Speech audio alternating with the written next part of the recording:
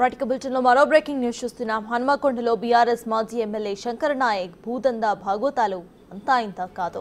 10 ఏళ్ల అధికారంలో ఉంటే దళితుల భూములపై కన్నేసి వాటిని చెరపట్టాడు.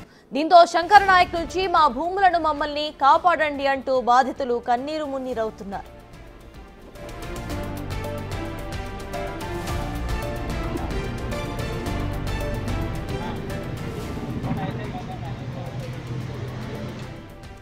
వరంగల్ హైదరాబాద్ జాతీయ రహదారికి ఆనుకుని రాంపూర్ శివారులో కొంతమంది దళితుల భూములు ఉన్నాయి. సరిగ్గా వీటిపైనే శంకర్ నాయక్ కన్నుపడింది. అధికారం తమదే కదా అని చెలరేగిపోయాడు. 20 ఏళ్లుగా అక్కడ ఉంటున్న స్థానికుల భూములను లాక్కున్నాడు. మరికొందరికి డబ్బు ఆశ చూపించి భూములు లాక్కున్నారు. డబ్బులు అడిగితే వారిపై బెదిరింపులకు దిగారు. ఇలా శంకర్ నాయక్ దౌర్జన్యానికి బలైన బాధితులు ఒక్కొక్కరిగా బయటకు వస్తూ తమ గోడు వెళ్లబోసుకుంటున్నారు. ప్రసన్న కుమారి అనే మహిళకు మరో భూమి ఇప్పిస్తానంటూ ఇంటిని కూలగొట్టేశారు. డబ్బులు ఇవ్వలేదు సరికదా, ప్రశ్నిస్తే బెదిరింపులకు దిగుతున్నారంటూ బాధితురాలు వాపోతుంది. ఇళ్లు లేక రోడ్డుపై గుడిసెలు వేసుకొని ఉంటున్నారు. ఎమ్మెల్యే శంకర్ నాయక్ మా ల్యాండ్ ఇట్లా తీసుకున్నాడు. అప్పుడు ఇల్లు ఉండే, ఇల్లు కూలగొట్టిండు. ఇల్లుకు బదులుగా మేము వేరే కాడ ల్యాండ్ ఇస్తాము, 2 ఎకరాల భూమి ఇస్తామని చెప్పి ఇల్లు కూలగొట్టి ఉన్న ఇల్లు. ఇప్పుడు మా మమ్మీ వాళ్ళు రోడ్డు మీద ఉంటున్నారు గుడి చేసుకొని. అయితే మా పెళ్ళికి సాయం చేస్తానని అన్నాడు, మళ్ళీ జాబ్ పెట్టిస్తానన్నాడు, డబ్బులు ఇస్తానని ఆశ పెట్టిండు. ఉన్న ఇల్లు కూలగొట్టిండు. ఇప్పుడు మేము రోడ్డు మీద ఉంటున్నాం. ఓసారి వచ్చి మాకు ఇల్లు ఇస్తేనే ఇల్లు లేకపోతే లేదని వాళ్ళని మమ్మల్ని బెదిరించాడు. మీకు ఎవరు ఇచ్చిండు, 50 గజాలు కొనుక్కున్నారు, 80 గజాలు కొనుక్కున్నారు, 50 గజాలు దొంగతనంగా తీసుకున్నారు అని అన్నాడు. ఇక ఓసారి అమ్ముతారని వచ్చిండు, ఓసారి అమ్ముతారని వచ్చిండు. ఇప్పుడు మాతో వెళ్ళి పెట్టుకునేది ఏంటంటే ఇది ఇవ్వాలని మాతో వెళ్ళి పెట్టుకుంటాను అన్నట్టు. అట్లా ఆ శంకర్ నాయక్ కొనాడొస్తాడు. మావాడు వచ్చి ఏంది సార్ ఇట్లా బెదిరిస్తానంటే నిన్న ఆల్తు పాల్తు కానీ నువ్వు ఎక్కడి నుంచి వచ్చి ఇక్కడ కొనుక్కున్నావు అని అంటే నువ్వెక్కడ కొనుక్కున్నావు అని ఆయన అన్నాడు, మా కొడుకు అన్నాడు. ఇక అట్లా గొడవలైనా నిన్న మా ఆయన పోయి ఒక పెద్ద తీసేసాడు. పెద్ద తీసేస్తే వాళ్ళు అది సెల్లులో రికార్డు తీసుకొని నువ్వు 57 ఏళ్ళు ఉన్నావు ఏమనుకున్నావు రెడ్డోడా అది అని వాళ్ళు వచ్చిన వాళ్ళు మాట్లాడాను అన్నట్టు. మాట్లాడితే నువ్వు ఎక్కడికి పోయినా అయినావు, నీ సీపీ గారి దగ్గర పోతా ఏమనుకున్నాను వాడేవాడు వీడేవాడు అని వచ్చిన వాళ్ళు అన్నట్టు నిన్న మాట్లాడాను. అయితే నిన్న వీడియో తీసి పేపర్కి ఇచ్చారు కదా, అయితే వాళ్ళకి ఇట్లా ఇచ్చిల్లని మా పాప చూపిస్తే వాడేవాడు వీడేవాడు రమ్మని అట్లా ఇట్లానే వరిండు అన్నట్టు. అంతేగా పోయిండు. మాకేం లేదు, మా ఆర్పిట్లు మాకు వదిలిపెట్టాలి అంటే కూడా ఇంత ఎత్తు పెట్టిండు. ఇప్పుడు కూడా మేస్త్రీలు వచ్చిండు, ఇంకా పెడతాను. మా ఆర్పిట్లు గింత వదిలిపెట్టమంటే ఇంత ఎత్తు పెట్టిండు, మా మీద అట్లా పెట్టిండు. మాకు కాగితాలు ఉన్నాయి, కాకుండా కాగితాలు చూడండి. రాంపూర్కి చెందిన మునిగల రాజుకు 339/7 సర్వే నంబర్లోని 20 గుంటల భూమి ఉంది. అయితే భూమి ఆక్రమించి సర్వే నంబర్ సైతం ధరణిలో లేకుండా చేసినట్లుగా ఆరోపణలు ఉన్నాయి. తన భూమిని ఆక్రమించి పెట్రోల్ బంక్ నిర్మాణం చేస్తున్నాడని బాధితుడు ఆరోపిస్తున్నాడు. గతంలో ఈ వ్యవహారంపై మునిగాల రాజు శంకర్ నాయక్ పై పోలీసులకు ఫిర్యాదు కూడా చేశారు. అయినా పోలీసులు మాత్రం పట్టించుకోవడం లేదని ఆవేదన వ్యక్తం చేస్తున్నారు. ఇక మరోవైపు ముత్యాలు అనే దళిత కుటుంబానికి గతంలో కాంగ్రెస్ సర్కార్ 80 గజాల ఇంటి స్థలాన్ని ఇచ్చింది. ఆ భూమిపైనే కుటుంబం కాలం వెళ్లదీస్తోంది. ఇప్పుడు దానిని కూడా చెరబట్టారు శంకర్ నాయక్. ప్రశ్నిస్తే చంపేస్తానని బెదిరిస్తున్నాడని బాధితుడు కన్నీరు మున్నీరవుతున్నాడు. అయితే సీఎం రేవంత్ రెడ్డి ఎలాగైనా తమకు న్యాయం చేయాలని కోరుతున్నారు వారు. శంకర్ నాయక్ అని మరి మాజీ ఎమ్మెల్యే టీఆర్ఎస్ మాజీ ఎమ్మెల్యే గారు ఆయన వచ్చి వాళ్ళ అనుచరులు వాళ్ళ భార్య వాళ్ళందరూ వచ్చి మమ్మల్ని ఇబ్బంది పెట్టి ఆ భూమిని కబ్జా చేసి 339/7 సర్వే నెంబరు 339/8 ఈ 3 సర్వే నెంబర్లను కబ్జా చేసిండు. అది మొత్తం 2.5 ఎకరాల భూమి. దాన్ని తీసుకొని మమ్మల్ని ఆగం చేస్తాను. మాకు ఏ పోలీస్ స్టేషన్ పోయినా మాకు న్యాయం జరుగుతలేదు, ఎక్కడ పోయినా న్యాయం జరుగుతలేదు. అయ్యా మరి తెలంగాణ సీఎం గారు మాకు ఇందిరమ్మ ఇచ్చిన భూమి కాబట్టి మీరు న్యాయం చేసి మా భూమి మాకు ఇప్పించాలని మేము కోరుకుంటున్నాము. మాకు ఎలాంటిది మాకు ఆధారం లేదు, మా పిల్లలకు ఆధారం లేదు, నాకు ఆధారం లేదు. నేను యాక్సిడెంట్లో చెయ్యిరిన హ్యాండ్ క్యాప్ లెక్కన ఉన్నా, నేను ఏదో కూలి చేసుకొని బతుకుతానా, నాకైతే ఏది లేదయ్యా. మీకు దండాలు పెడుతున్నా. మరి కాంగ్రెస్ ప్రభుత్వం మాకు న్యాయం చేయాలని మరి కోరుకొని మీ పాదాలకు వందనాలు చెప్తున్నాను. ఇటు శంకర్ నాయక్ బాధితుల వ్యధ వర్ణనాతీతం. ఆయన ఆక్రమణ భర్త కొడుకును పోగొట్టుకున్న వృద్ధురాలిపై కూడా కనికరం చూపలేదు. యాక్సిడెంట్లో భర్తను కోల్పోయి పుట్టడు దుఃఖంలో ఉన్న నాగమ్మ ఇంటిని కూల్చివేశారు. దీంతో మనస్తాపం చెందిన కొడుకు ఆత్మహత్య చేసుకున్నాడు. భర్తను పిల్లలని పోగొట్టుకున్న నాగమ్మ తమకు న్యాయం చేయాలని కోరుతుంది. శంకర్ నాయకుడు వచ్చి జాగా అడిగిండు, ఎన్నడికాంచో అడిగితే అంటే నేను ఇయ్యలేదు సారు. ఇల్లు ఊలగొట్టిండు శంకర్ నాయకుడు మనసులో పెట్టి. వాళ్ళు ఆ వడ్డాడు వచ్చి మనసులో పెట్టి కూలగొడతా అంటే నేనుండి మాకు 50,000 చెక్కు ఉండగా ఎట్లా పట్ట రాస్తారు, వాళ్ళ కొడుకు వచ్చిండు పట్ట అయింది మాకు అని. పట్ట అయింది అంటాను, ఇల్లు పైసలు ఇచ్చేది ఉండగా నీకు ఎక్కడి పైసలు ఇచ్చేది అని కూలగొట్టిండు. అన్ని సామాన్లు కూడా అన్ననే పోయి. నిజానికి సర్వే నంబర్ 340లో శంకర్ నాయక్కి పట్టా భూమి ఉంది. కానీ మెయిన్ రోడ్ సైడ్ తనకి ల్యాండ్ అయితే లేదు.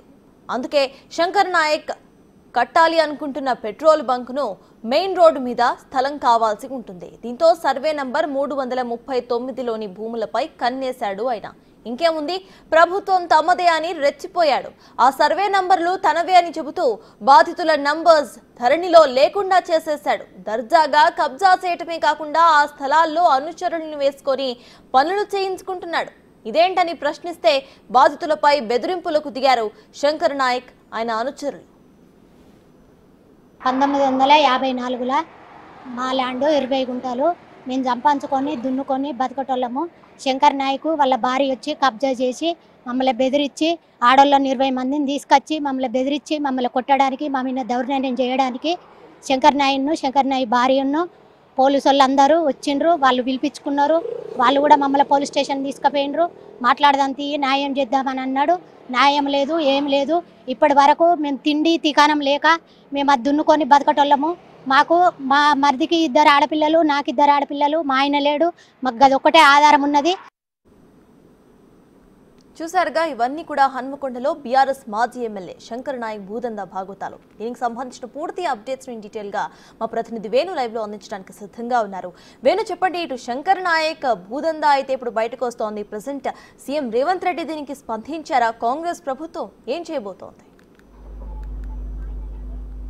అంటే సర్తాజ్ ప్రస్తుతం శంకర్ నాయక్ చేసిన భూదందాలు కూడా ప్రధానంగా తాను అధికారంలోకి వచ్చిన బీఆర్ఎస్ అధికారంలో వచ్చిన మొదటి సంవత్సరం నుంచి తాను ఇవన్నీ కూడా ఒక్కొక్కటిగా భూములు ఆక్రమిస్తూ తెలుస్తుంది. 2015 సంవత్సరం లోపల తనకు రాంపూర్ శివార్లోని 340 లోపల 2 ఎకరాల 22 గుంటల భూమి ఉంది. అయితే ఆ భూమి తను ఏ విధంగా సంక్రమించింది అనేది కూడా ప్రస్తుతం దానికి సంబంధించిన డాక్యుమెంట్ కూడా రెవెన్యూ అధికారుల వద్ద అందుబాటులో లేవు. అయితే 2 ఎకరాలు ప్రస్తుతం 340 సర్వే నెంబర్ బై A/1/1 లోపల ప్రస్తుతం తన పేరున పట్టా వస్తుంది. ఆ తర్వాత 340/A1/1 సర్వే నెంబర్ లోపల 22 గుంటలు మాత్రము తన కూతురు తేజస్వి పేరు మీద ప్రస్తుతము పట్టా చూపిస్తూ నాలా కన్వర్షన్ అయినట్టుగా కూడా కనిపిస్తుంది. అంటే ఈ రెండింటి మధ్యలోనే ప్రస్తుతం మనం చూస్తే శంకర్ నాయక్ మాత్రం 1147 ఖాతా నెంబర్ ఉంటుంది. ఆ తర్వాత తన కుమార్తె తేజస్వి పేరు మీద 60,447 ఖాతా. అంటే ఇది నోషనల్ ఖాతా. అంటే గతంలో దాదాపు 50-20 సంవత్సరాల నుంచి ఉన్నటువంటి ఖాతా నెంబర్ ఉంది. అంటే ఇది ఇప్పటి లోపల వచ్చింది కాదు.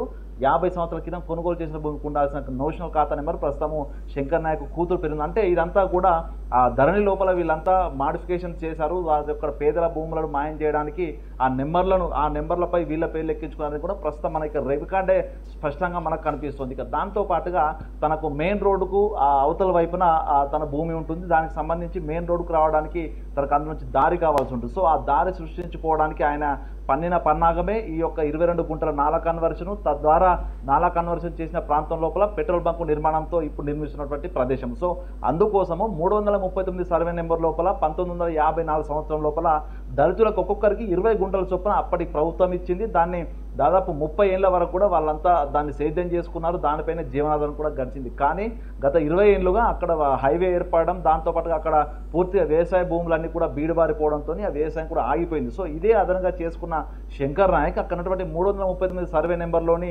ఏదైతే తను ఆక్రమించాలనుకున్నాడో తన భూమి లోపలికి రోడ్డు వెళ్ళేటువంటి ప్రదేశం ఏదైతే ఉందో 339/7, 8/9 అంటే ఈ 3 బిట్లు, అంటే దాదాపుగా 60 గుంటలకు సంబంధించిన బిట్లకు సంబంధించి రెవెన్యూ రికార్డులో కూడా మాయం చేశారు. ఇప్పుడు ఆ రెవెన్యూ రికార్డులో కనిపించారు. దీనికి సంబంధించి అసలు రెవెన్యూ రికార్డు లోపల ఈ నెంబర్లు ఎందుకు మాయమయ్యాయంటూ కూడా తహసీల్దార్ను సంప్రదించే ప్రయత్నం చేయగా ఆయన కూడా మాకు సంబంధం లేదంటూ కూడా పొంతలేని సమాధానం చెప్తున్నాం. అంటే రెవెన్యూ అధికారులే పూర్తిగా గత 10 ఏళ్లలో శంకర్ నాయక్ సహకరించి ఆ భూమి కబ్జా చేయడం లోపల ఆయనకు వాళ్ళంతా కూడా సహకారం చేసినట్టుగా స్పష్టంగా మనకైతే అర్థమవుతుంది. దాంతో పాటుగా ఈ యొక్క 339 సర్వే నెంబర్ లోపల దళితులు గుడిసెలు కొంతమంది పెంకుటిల్లు ఏర్పాటు చేసుకుని అక్కడే జీవనాధారం కొనసాగిస్తున్న పరిస్థితి. సో వాళ్ళందరినీ కూడా బలవంతంగా జేసీబీలు పెట్టి ఇండ్లను కూల్చేసి మరికొంతమందికి మరో చోట భూమి ఇస్తానని చెప్పి వాళ్ళకు మాయ మాటలు చెప్పి వాళ్ళందరినీ కూడా అక్కడి నుంచి వెళ్ళగొట్టడం జరిగింది. ప్రస్తుతానికి అక్కడ ఎవరు వచ్చినా కూడా మంది మార్బలంతో వచ్చి వాళ్ళపై దాడి చేస్తాం, వస్తే చంపేస్తామంటూ కూడా. అయితే ఇందులో మునిగాల రాజు అంటే ఒక వ్యక్తి ఆ కుటుంబ సభ్యులందరూ కూడా కలిసి